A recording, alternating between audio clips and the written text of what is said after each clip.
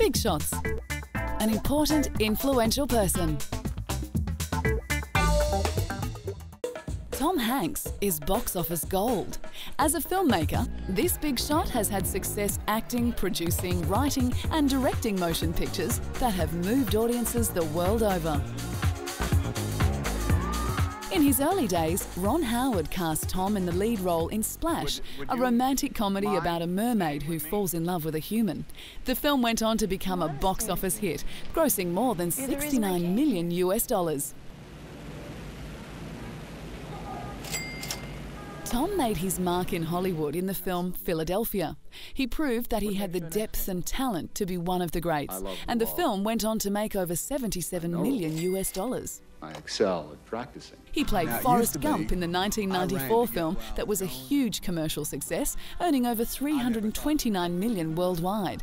It is his early films that Tom believes is the secret to his success. Some of the best jobs I had, well, particularly early on, were jobs that no one else would take.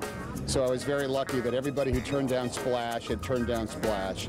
I was very lucky that Big was a movie that they couldn't set up until everybody else had fallen by the wayside, and there I was. I was very fortunate that League of Their Own was a movie that came along and they had to like restructure it, and I was the only guy available that could go out and do it again. So, the man voted the most trusted celebrity in Hollywood by Forbes magazine. Tom was cast in the acclaimed Apollo 13, playing astronaut James Lovell. The film was applauded by critics and made over $173 million US. Here with the same problems. Trying to figure out how to stay alive. He teamed up with Steven Spielberg in Saving Private Ryan, a movie that earned the praise and respect of the film community, critics and the general public. Labelled one of the finest war films ever made, it grossed over $216 million US. Tom re-teamed with Meg Ryan in the 1998 romantic comedy You've Got Mail. The couple's chemistry just as alluring as it had been in Sleepless in Seattle. Audiences loved the reunion, with the film garnering over $115 million. zip zip. He won a Golden Globe for Best Actor in 2000 and an Academy nomination for his portrayal of a shipwrecked FedEx analyst in Castaway, a film that made over $233 million.